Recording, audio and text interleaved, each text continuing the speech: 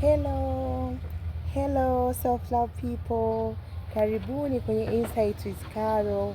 As usual, last week niliongelea kwamba kuna kitabu nitataka ni share na nyie, kitabu cha Steve Bartlett ambacho kiko kinasema 33 Laws of Business and Life.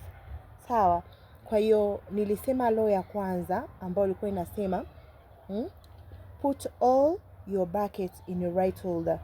Sawa, hii ilikuwa inamaanisha unatakiwa uweke vikapu vyetu tuviweke kwenye mtiririko sahihi.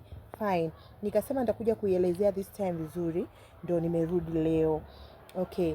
Hizi 5 buckets alizoziongelea Steve Bartlett zilikuwa ni very potential kwenye self love.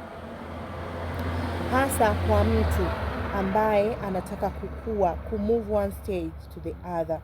Mona, katika hizi 5 buckets alizoziongelea Steve Bartlett, ya kwanza alisema what you know it's all about knowledge.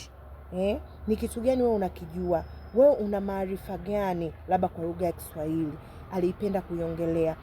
Alisema ukiviweka hivi vitu katika mtiririko ambao yeye aliuweka, guys, naona kuna impact kubwa utaipata, na kuna vitu vingi unaweza ukabadilika na uka meet your goals, wanasema ukafikia malengo yako. Okay, ya kwanza alisema what you know. Sawa, hii tumeongelea ni knowledge. Ya pili akasema what you can do.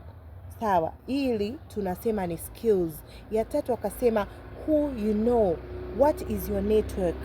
Sawa, ndio ilikuwa ya tatu. Ya nne akasema what you have. Ili aliongelea what you have, kwamba una resource gani. Sawa, ya